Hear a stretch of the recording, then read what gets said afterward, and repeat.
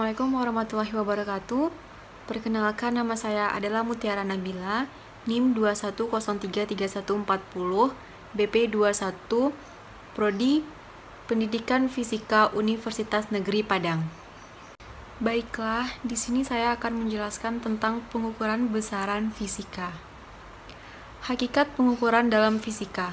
Fisika merupakan ilmu pengetahuan alam yang mempelajari materi dan energi, serta interaksi yang terjadi antaranya. Karakteristik ilmu fisika, yang pertama, merupakan ilmu berdasarkan fakta. Yang kedua, kegiatan utamanya adalah observation dan eksperimen yang melibatkan pengukuran. Yang ketiga, dikembangkan dengan mengikuti langkah-langkah metode ilmiah. Pengukuran merupakan hal yang penting dalam fisika. Aktivitas manusia sehari-hari tidak pernah terlepas dari pengukuran terhadap suatu besaran fisika. Massa, waktu, panjang, kuat arus merupakan contoh besaran.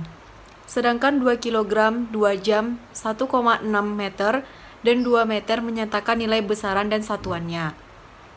Untuk mengukur massa benda, biasa digunakan neraca sama lengan, pengukuran waktu digunakan jam atau stopwatch, pengukuran panjang digunakan mistar, meter, jangka sorong, dan pengukuran kuat arus digunakan ampere meter.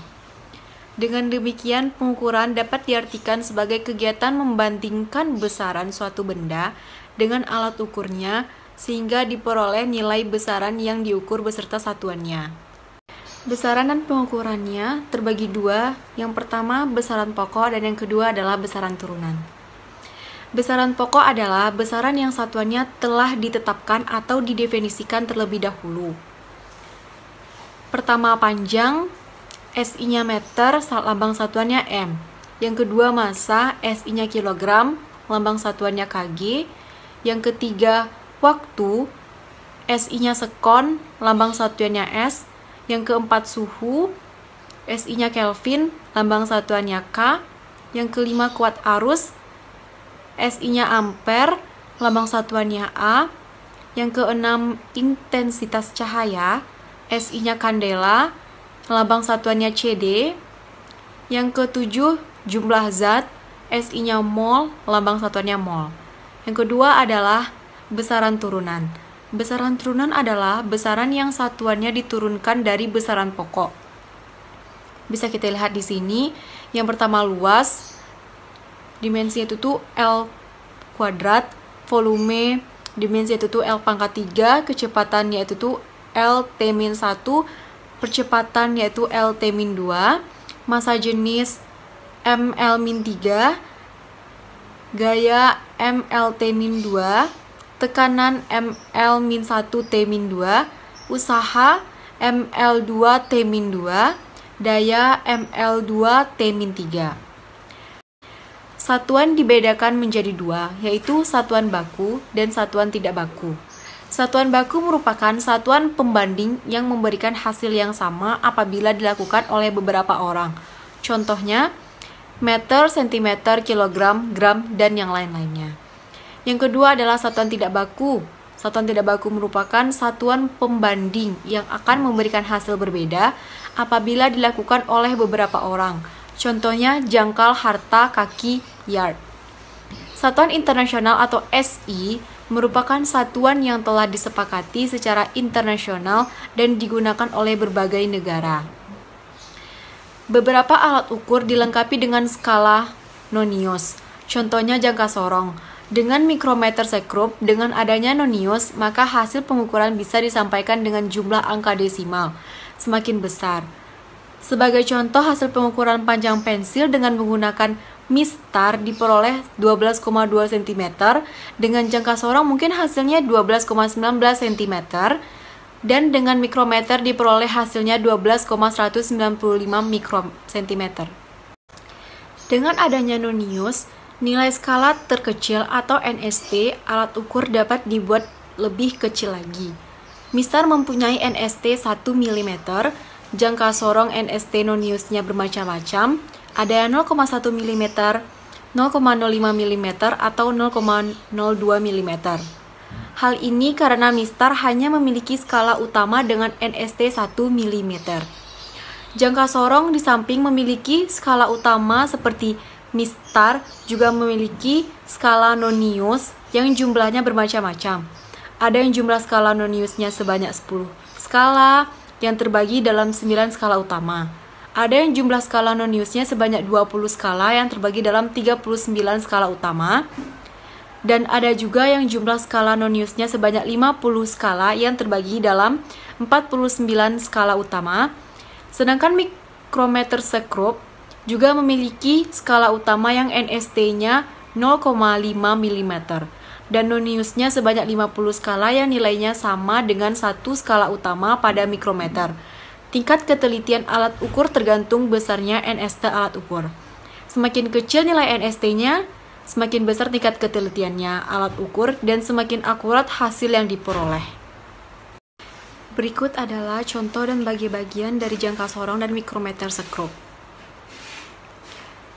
Geserlah skala Nonius jangka sorong atau rahang geser sehingga kedudukan angka 0 pada skala utama dan skala Nonius jangka sorong berimpit atau segaris. Hitunglah pada garis skala utama jangka sorong yang keberapa segaris dengan skala Nonius yang terakhir. Tentukanlah nilai satu skala Nonius atau NST Noniusnya dari jangka sorong, seperti gambar yang telah saya terapkan pada PPT saya.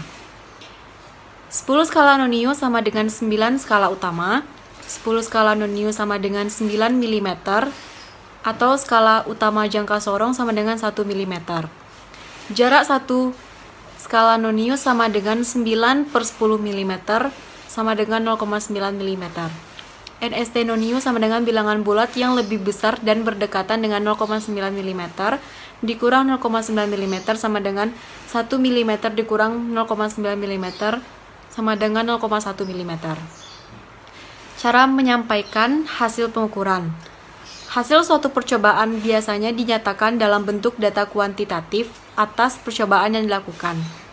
Tanpa data kuantitatif, kita tidak dapat mempelajari sesuatu secara mendalam. Hal ini senada dengan pendapat Lord Kelvin yang mengungkapkan bahwa kita belum belajar sesuatu bila kita tak bisa mendapatkan data dalam bentuk kuantitatif atau angka-angka. Untuk itulah, dalam fisika dibutuhkan sebuah pengukuran yang akurat. Akan tetapi, ternyata setiap pengukuran pasti memunculkan sebuah ketidakpastian pengukuran atau kesalahan. Yang dibedakan atas dua bentuk ketidakpastian, yaitu ketidakpastian bersistem dan ketidakpastian acak. Contoh ketidakpastian bersistem, seperti kesalahan kalibrasi, yaitu kesalahan dalam memberi skala pada waktu alat ukur sedang dibuat di pabrik sehingga tiap kali alat itu digunakan, ketidakpastian selalu muncul dalam tiap pengukuran. Kesalahan titik nol juga termasuk ke dalam jenis kesalahan ini, di mana titik nol skala alat ukur tidak berimpit dengan titik nol jarum menunjuk alat ukur. Pada ketidakpastian acak, contohnya adalah gerakan Brown molekul udara yang menyebabkan jarum penunjuk skala alat ukur terpengaruh. Frekuensi tegangan listrik yang berubah akibat perubahan pada tegangan PLN, baterai atau aki, landasan yang bergetar, adanya nilai skala terkecil atau NST dari alat ukur dan keterbatasan dari pengamat sendiri juga termasuk ke dalam ketidakpastian acak. Pengukuran yang akurat merupakan bagian penting dari fisika, walaupun tidak ada pengukuran yang benar-benar tepat. 1. Aturan angka penting dalam menyampaikan hasil pengukuran. Angka penting adalah bilangan yang diperoleh melalui pengukuran yang terdiri dari angka pasti atau yang terbaca pada alat ukur, dan angka taksiran atau satu angka terakhir yang ditaksir. Yang kedua adalah cara menyampaikan hasil pengukuran. Pertama, pengukuran data tunggal. H sama dengan X lebih atau kurang delta X atau lambang satuan. H sama dengan hasil pengukuran yang disampaikan, X sama dengan hasil bacaan skala atau digit alat ukur, delta X sama dengan angka taksiran atau ketidakpastian pengukuran. Untuk pengukuran tunggal diambil kesepakatan bahwa angka taksiran atau delta X sama dengan setengah NST alat ukur. B adalah pengukuran beberapa kali saja. H sama dengan XR lebih atau kurang delta max atau lambang satuan. H hasil pengukuran yang disampaikan. XR adalah nilai bacaan alat ukur rata-rata. Delta max adalah deviasi mutlak terbesar. Yang C adalah pengukuran cukup sering. H sama dengan XR lebih atau kurang delta X atau lambang satuan. H hasil pengukuran yang disampaikan. XR nilai bacaan alat ukur rata-rata. Delta X adalah angka taksiran atau ketidakpastian pengukuran. Pengukuran massa jenis benda beraturan dan tak beraturan. Zat-zat yang sejenis pasti mempunyai massa jenis yang sama. Massa jenis merupakan salah satu ciri khas suatu zat. Dalam huruf Yunani, massa jenis dinyatakan dalam huruf rho dan didefinisikan sebagai massa zat dibagi dengan volumenya. Massa jenis dilambangkan dengan rho, M merupakan massa dan V sama dengan volume zat, yang dimana rumusnya adalah rho sama dengan M per V. Pengukuran perioda dan frekuensi bandul sederhana.